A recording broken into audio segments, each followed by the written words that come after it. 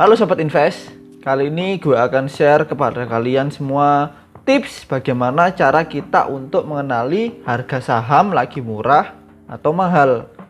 Kali ini gue akan kasih kalian yaitu salah satu rasio yang sering dipakai, yaitu price to book value, atau kita bisa singkat ya dengan PBV. Bagaimana cara hitungnya? Bagaimana cara kita untuk melihat apa-apa saja yang murah? Mari kita simak penjelasan berikut ini. Oke Sobat Invest, kali ini gue akan share PPT-nya dan cara perhitungannya bagaimana. Semoga nanti kalian ngerti dengan konsep analisa BI PBV ini ya. Ini PPT adalah cara ngerti harga saham lagi murah apa mahal. Episode pertama, analisa fundamental. Gue kasih kayak gitu supaya kalian nyarinya mudah nanti. Misi yang gue tanamkan yaitu yang pasti kalian nambah ilmu. Yang kedua, kalian nggak FOMO. FOMO itu apa sih? FOMO itu fear out missing out, yang dimana adalah kita tergesa-gesa untuk membeli sesuatu yang momennya belum tentu pas. Kemudian lo ngerti kapan lo harus beli secara fundamental ya. Oke, stepnya bagaimana sih? Oke, step yang pertama, cari total nilai ekuitas suatu perusahaan. Oke, gimana caranya? Oke, cara yang pertama, lo akses ke situs idx.co.id, lalu lo masuk perusahaan tercatat, pilih laporan keuangan dan tahunan. Nanti hasilnya kayak gini, muncul filter. Kalian bisa pilih emitennya di sini, lalu tahunnya, lalu periode apa yang ingin dipilih, terus klik cari. Nanti tampilannya kayak gini. Di sini gue highlight kotak biru yang penting aja. Jadi yang mungkin yang ingin diedit boleh Excel, tapi kalau ingin di view aja bisa PDF. Nanti kalian scroll, ketemulah jumlah ekuitas. Di sini kelihatan jumlah ekuitasnya sekitar 19,8 triliun. Itu ekuitas Antam. Oke, ketemu ya. Cara pertama ketemu. Tapi memang agak repot karena kita harus buka situs tersebut, kita harus filter, kita harus download, dan kita buka by PDF yang notabene butuh waktu beberapa lama untuk analisa. Oke, cara pertama selesai. Sekarang cara kedua yaitu via stockbit.com. Mengapa Stockbit? Karena free untuk akses laporan, akses fundamental, akses charting dan lain-lainnya itu free. Kalian tinggal masuk ke finansial, kemudian kalian bisa masuk pilih emitennya, lalu pilih balance sheet. Nanti hasilnya kayak gini, kalian scroll juga ke bawah, hasilnya kayak gini, ketemulah total ekuitas. Ekuitasnya 19,8 triliun. Oke ya, ketemu. Memang simple untuk Stockbit karena kita cuma butuh satu halaman aja untuk membuka laporan tersebut. Dan sudah disiapkan lebih enak cara bacanya, tanpa harus download, tanpa harus filter yang lain. Oke, nilai ekuitas ketemu 19,8 triliun. Sekarang step yang kedua adalah cari total lembar saham beredar. Sama, lo masih akses di idx.co.id, pilih data pasar, terus ringkasan saham, lalu next, keluar kayak gini, pilih tanggalnya, pilih kode saham, lalu pilih listed share. Oke, terus itu lo cari, nanti tampilannya kayak gini. Ada Antam di sini, ini ada nilai saham beredar sekitar 24 miliar. Oke, itu cara pertama.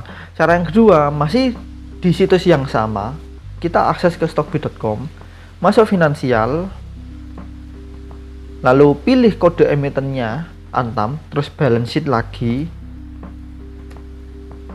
ketemu kayak gini. Saham beredar 24 miliar. Kalau kalian perhatikan, satu halaman ini sudah memuat total ekuitasnya, kemudian sudah memuat saham beredar. Jadi simple kan? Cukup satu halaman, cari emiten, search, ketemulah total ekuitas dan saham beredar dalam satu scrolling aja. Oke, ketemu. Next, Step kedua, hitung nilai buku. Jadi hitung nilai buku itu maksudnya apa sih? Gampangnya itu kayak gini. Misalkan lo beli iPhone XR di pabrikannya sana, ngerti harga aslinya yaitu $500.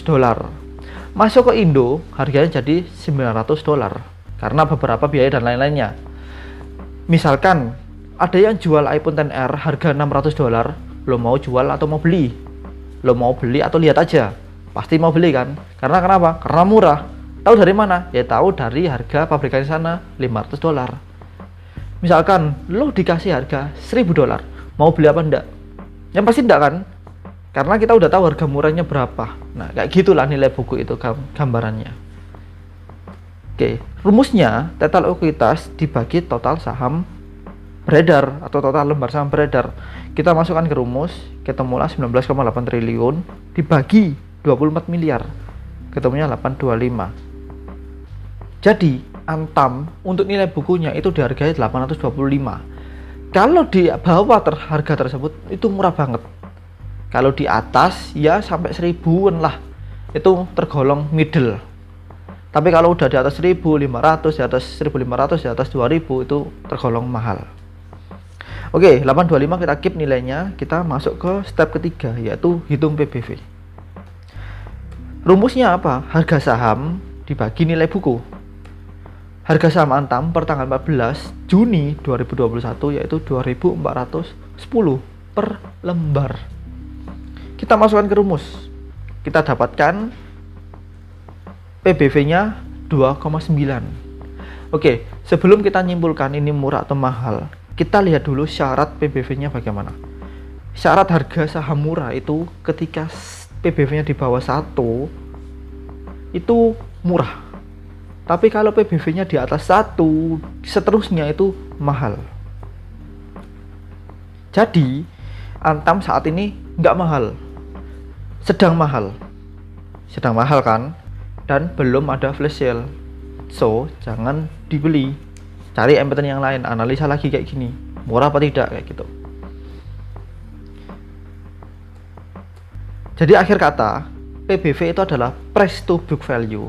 Dari tadi kita ngomongin udah ngitung rumusnya, tapi kalian ngerti nggak apa maksud PBV itu? PBV itu adalah analisa rasio fundamental untuk melihat apakah saham incaranmu bisa buat koleksi atau kagak. Itu definisi PBV. Oke sobat invest, mudah kan cara hitungnya? Mudah juga kan cara dapetin angkanya dari mana? Ini penting buat kalian semua yang udah nonton. Misalkan tadi ketemu PBV-nya Antam 2,9 dan kalian pengen beli emiten tersebut, tinggal kalian analisa 5 tahun ke belakang PBV-nya berapa. Misalkan ketemunya ternyata rata-ratanya di angka 1,5, 2, boleh kalian beli. Kebetulan tahun triwulan itu tadi lagi mahal, jadi ya jangan dibeli dulu. Mungkin nunggu waktu yang tepat. Terus yang kedua, yaitu lo compare dengan sektor yang sejenis. Misalkan lo compare dengan Merdeka Copper Gold atau Tins atau yang lain, pokoknya sektor yang jenis. Dan lo dapetin di situ PBV-nya Antam ternyata lebih rendah daripada PBV yang lain. Nah, lo boleh beli. Jadi tadi yang pertama hitung 5 tahun ke belakang historicalnya bagaimana. Terus yang kedua, compare dengan sektor yang jenis.